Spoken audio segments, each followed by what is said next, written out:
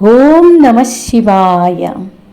గుహాయాం గేహే వా బహిరపి వనే వా ద్విశిఖరే జలే వా వన్హౌ వా వసతు వసతే కిం వద ఫలం సదా యస్యైవాంతఃకరణమపి శంభో తవ పదే స్థితం చేద్యోగోऽసౌ స చ పరమయోగీ స చ సుఖీ. ఆచార్యులు ఈ శ్లోకంలో ధ్యానం చేసుకోవటానికి భగవంతుణ్ణి ఎలాగా ధ్యానించాలి,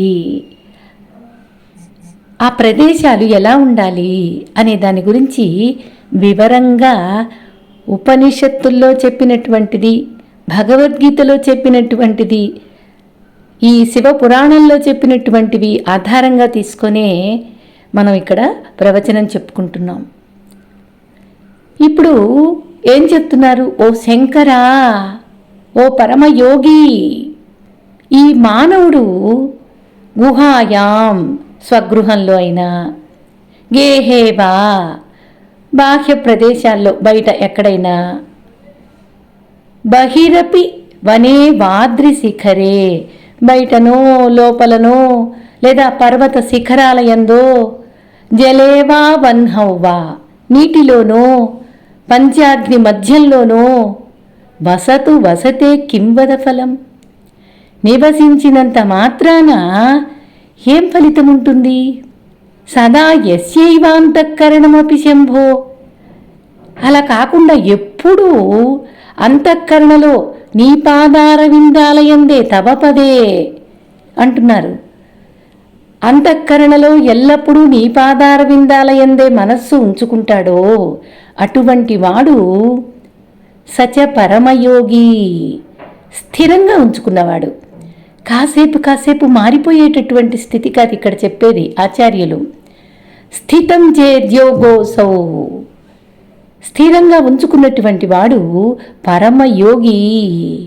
ఇంకా ఓలలాడే సచ సుఖీ ఆనందంలో ఓలలాడేటటువంటి సుఖీ సుఖంగా ఉండేవాడు. ఆనందంలో సుఖం, బాహ్య వ్యవహారాల్లో సుఖం కాదండి. ఇక్కడ బాగా గమనించుకోవాలి. ఇక్కడ ఏం చెప్తున్నారు అంటే, కొంతమంది ఇంతకుముందు శ్లోకాలలో పరమేశ్వరుని పాదాలను పూజించాలి, మనస్సులో బాగా స్థిరం చేసుకోవాలి, అదే స్థితి సహజమైపోవాలి, తెచ్చిపెట్టుకునే విధంగా ఉండకూడదు. ఎప్పుడు ఆ స్థితిలోనే ఏది చూసినా, ప్రపంచంలో విషయాలైనా సంసారంలో విషయాలైనా మనస్సులో ఎప్పుడూ భగవంతుణ్ణి స్మరణ చేస్తూ ఇది భగవంతుడే అనేటటువంటి స్థితి సహజమైపోవాలి అని చెప్పారు. ఇలా పరమేశ్వరుని మనసులో ఉంచుకునే స్థితిని ఏమంటారు అంటే ధ్యాన స్థితి అంటారు. ఆ ధ్యాన స్థితిని సాధించాలి అంటే యోగాభ్యాసం మాత్రమే చెయ్యాలి.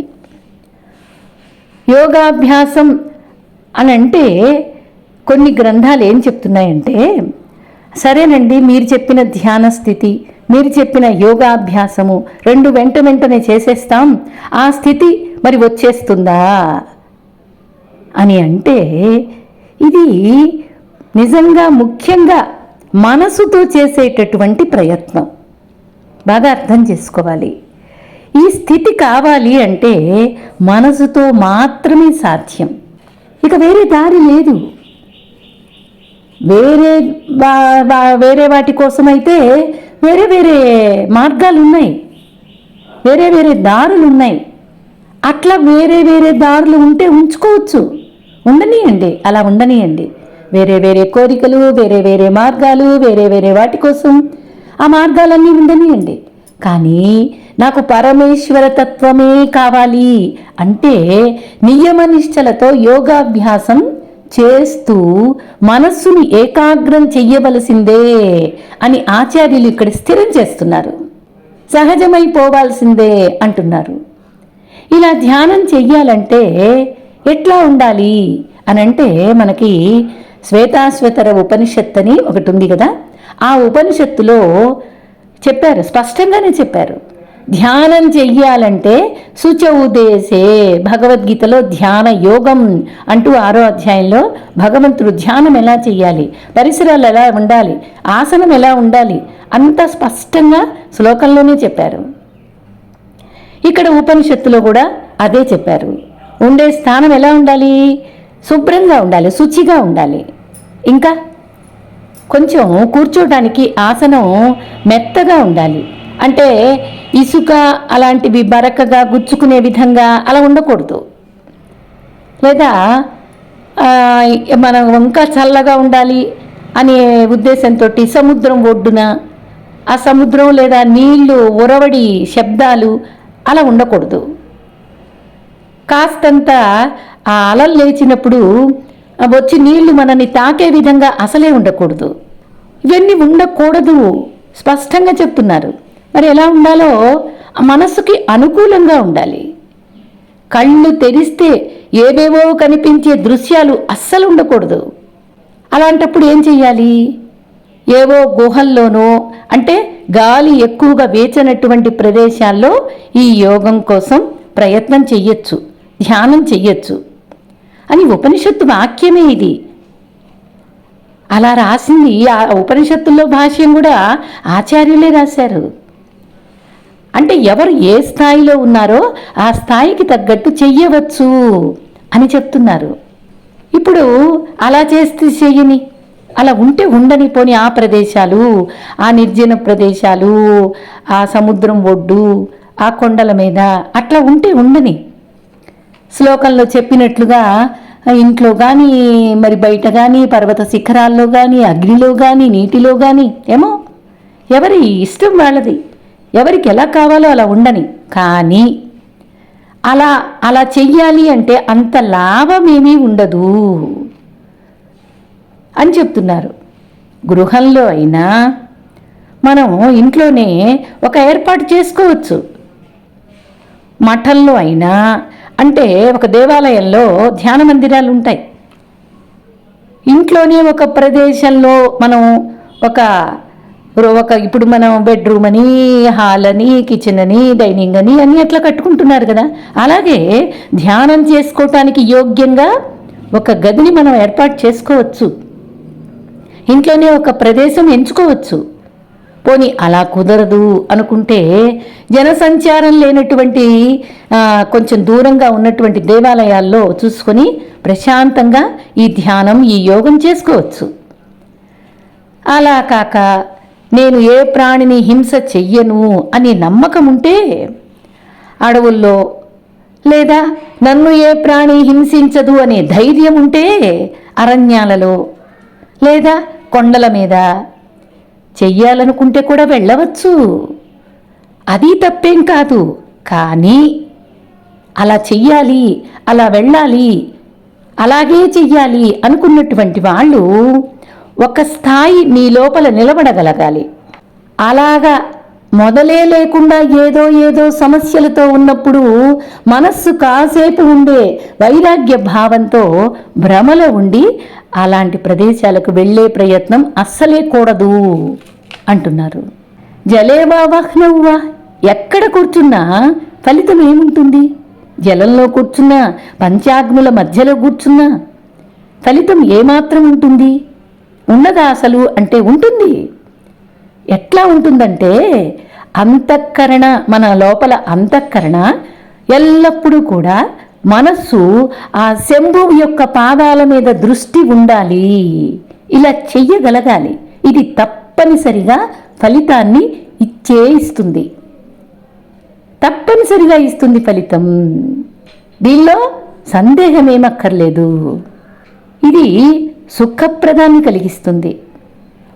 ఒక వ్యక్తిని యోగిగా చేస్తుంది. ఎట్లాగా? తప్పనిసరిగా శంభు పాదాల మీద దృష్టి ఉన్నట్లయితే కేవలం ఆ కర్మలు మాత్రమే కాదు, మనోలగ్నం జరగాలి.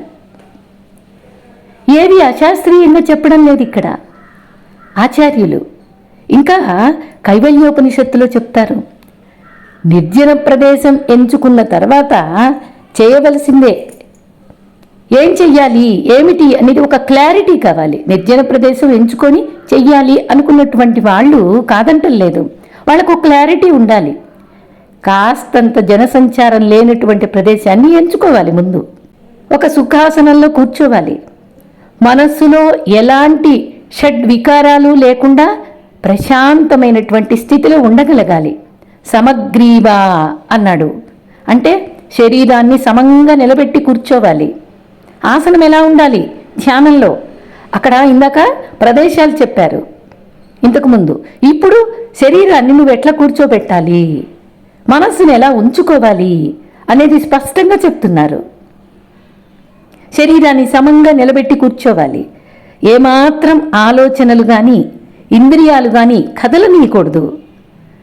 తనకు ఉపదేశం చేసిన గురువు గారికి ముందుగా నమస్కారం చేసుకోవాలి. అప్పుడు ధ్యానక్రియ జరగటానికి నువ్వు ప్రారంభించాలి. అంటే ముందు గురువుపదేశం చేసిన గురువుని మనస్సులో ధ్యానించాలి, ఈ ధ్యానం నేర్పినటువంటి గురువుని. అలాగా మనస్సును ఏం చెయ్యాలి? ఇంకా మనసులో ఇలాగా గురువుకి నమస్కారం చేసి ప్రక్రియ మొదలుపెట్టి, నా మనసు వికసించిన పుష్పంలాగా ఉంది, పవిత్రంగా ఉంది, పరిశుభ్రంగా ఉంది అనే భావనతో హృదయంలో పరమేశ్వరుడు కొలువై ఉన్నాడు అని చక్కని భావన చేసుకోవాలి. ఎలాంటి పరమేశ్వరుడు అంటే ఆయనకి ఏ చింతలు తాకవు. ఆయన్ని ఎలాంటి మనతో పాటుగా ఆలోచించడం, అంటే మనసుతో పాటుగా ఆలోచించడం అనేది సాధ్యమే కాదు. ఎందుకంటే ఆయన అవ్యక్త రూపం, ఇంద్రియాలకు అందేవాడు కాదు, అనంత రూపాలలో ఉన్నటువంటి వాడు, సర్వమంగళ రూపుడు, మంగళకారకుడు, ఏ రకమైన విశేషాలు లేనటువంటి వాడు, ఏ రకమైన సాంసారిక ధర్మాలు కలిగినటువంటి వాడు కాదు, అమృత స్వరూపుడు, ప్రశాంతమైనవాడు. బ్రహ్మాదులకు కూడా ఈయనే కారణం, లేదా సర్వకారణాలకు ఈయనే బ్రహ్మస్వరూపం. ఏదైనా సర్వకారణమైనటువంటి వాటన్నిటికీ కూడా ఈయనే బ్రహ్మస్వరూపం. అటువంటి రూపం కలవాడు అని నువ్వు ధ్యానంలో ముందు మొదలు పెట్టాలి. అంటే ఇదంతా నిర్గుణ ధ్యానం. ఇంకా ఆది మధ్యాంతరహితుడు అంటారు కదా, ఈయనకు ఆది లేదు అంతము లేదు, మరి మధ్యం ఎక్కడి నుంచి వస్తుంది?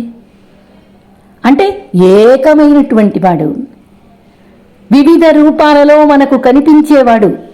అంటే ఏది కనిపిస్తుందో అదంతా ఈశ్వరుడే అని సత్యంగా మనసా వాచ కర్మణ నమ్మినటువంటి వాడు. అలాగే ప్రకాశ రూపంతో ఆనంద స్ఫురద అనుభవం రూపంలో మనకు ఆచార్యులు చెప్పినటువంటి పదం ఆనంద స్ఫురద అనుభవాభ్యాం అన్నారు.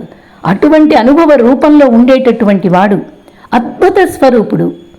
ఈ నిర్గుణ భావనతో మనస్సు అనుభవించాలి.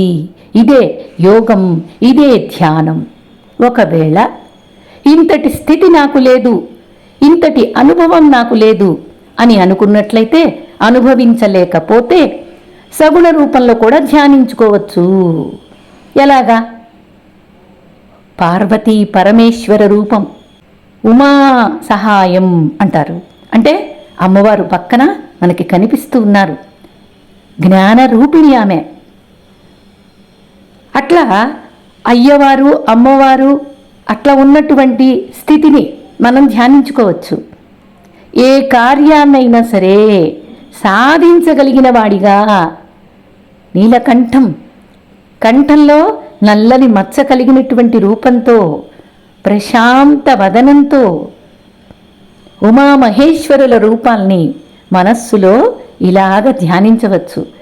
అభయ స్వరూపంతో మనకు దర్శనమిస్తూ ఉన్నారు.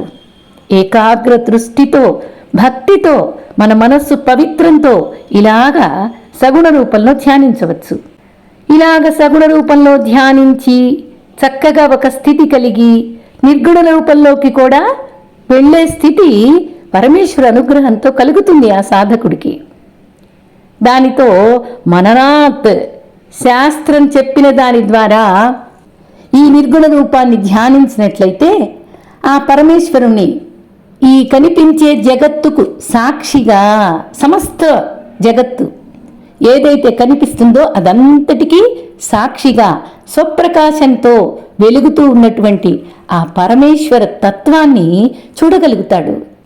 ఇలాంటి స్థితి సగుణ రూపంలో ఆరాధించి చక్కగా నిర్గుణ స్థితికి వెళ్ళిపోతాడు ఆ సాధకుడు. అంటే ఏంటి? చీకట్లకు అవతల ఉన్నట్లుగా, అంటే అజ్ఞానంతో సంబంధం లేనటువంటి ఒక వెలుగు, ఒక అద్భుతమైన ప్రకాశ రూపాన్ని దర్శించగలుగుతాడు. ఇది సొంత మాటలు కాదు, ఆచార్యులు కైవల్యోపనిషత్తులో ఉన్నటువంటి మాటల్ని తీసుకొచ్చి ఇక్కడ శ్లోకంలో మనకి చక్కని భావంతో అందించారు. ఏ ఏ ప్రదేశాలలో, ఎక్కడెక్కడో ప్రదేశాలలో కూర్చున్నంత మాత్రాన సరిపోదు. ఒకే ఒక ప్రయత్నం, మనస్సు మొత్తం పరిపూర్ణంగా పరమేశ్వరుడే ఆవరించి ఉండాలి. ఈ ప్రయత్నం పరిపూర్ణంగా ఉండాలి, ఏదో కాసేపు ఉండిపోయేదిగా ఉండకూడదు. ఆచార్యులు శివపురాణంలో శివయోగాన్ని చెప్పారు. ఏంటంటే ఒక పెద్ద మంట ఉంది, పెద్ద మంట బాగా వెలుగుతోంది. ఆ పెద్ద మంటలో ఈ కొంచెం ఒకంత పచ్చి కట్టెలు వేశారు, బాగా ఎండిన కట్టెలు వేశారు. అయితే రెండింటినీ దహించేస్తుంది ఆ పెద్ద మంట అయినప్పుడు కదా, ఇదందరికీ తెలిసిందే కదా. రెండు సమానంగా బూడిద చేసేస్తుంది. మానవుడు కూడా మనస్సులో పరమ భక్తిని, పరమేశ్వర భక్తిని సాధించినట్లయితే, లోపల మొత్తం ఆయన్నే నింపుకున్నట్లయితే, పాదాలకు శరణాగతి చేసినట్లయితే ఈ పాపము పుణ్యము అనే రెండింటినీ సమానంగా దహించి వేస్తుంది. ఇంకా ఏ కర్మలు మిగలవు. మనస్సు పరిశుద్ధమవుతుంది, అగ్నిలాగా ప్రజ్వలిస్తూ ఉంటుంది. అక్కడ ఈశ్వరుడే ఉంటాడు, ఇంకేమీ ఉండదు. ధ్యానంతో సమానమైంది వేరొకటి లేదు. ఇది అందరూ చెప్పే మాట. సమాజంలో కూడా ఇప్పుడు అందరూ అదే ప్రచారం. కానీ ఇక్కడ చెప్పేది మాత్రం అది కాదు. ఇక్కడ ఏ స్వలాపాలు లేవు. పూర్తిగా పరిపూర్ణమైనటువంటి స్థితి. అది ధ్యానంలో ద్వారా కలిగేటటువంటి ఫలితానికి నిజానికి అంతు లేదు. ఈ ఫలితానికి ఇంక దేంతో పోలిక లేదు. ఇటువంటి ధ్యానం సమానమైనటువంటి, ఇటువంటి ధ్యానంతో సమానమైన యజ్ఞము లేదు, పూజ లేదు. అలా మనస్సు భక్తిమయం కావాలి. కానీ అలా కాకుండా చెప్పిన ప్రదేశాలు, చెప్పిన కర్మల మీద మాత్రమే దృష్టి పెడితే సరిపోదు. ఖచ్చితంగా చెప్తున్నారండి. ఇలా అనేక ఉపనిషత్తులు, శివపురాణాలు చక్కగా చూపించారు. శరీరం ఎక్కడ ఉంది అనేది కాదు ప్రధానం, మనస్సులో ఎంత నిండి ఉన్నాడు పరమేశ్వరుడు అనేది కావాలి. ఇప్పటికిప్పుడు అరణ్యాలు, అడవులు వెళ్ళే అవకాశాలు లేవు అనేది అందరం ఒప్పుకోవాల్సిందే కదా. అందుకే మనస్సు అనే పవిత్ర పరిమళ గంధాన్ని పరమేశ్వరునికి అర్పణ చేసేందుకు ఆ మహేశ్వరుణ్ణే ప్రార్థిద్దాం, ఆ స్థితిని అనుభవిద్దాం. గుహాయాం గేహేవా బహిరపి వనేవా ద్రిశిఖరే జలే వా వన్హౌ వా వసతు వసతే కిం వద ఫలం సదా యస్యైవాంతః కరణమపి శంభో తవ పదే స్థితం చేద్యోగోऽసౌ స చ పరమయోగీ స చ సుఖీ. ఓం నమః శివాయ.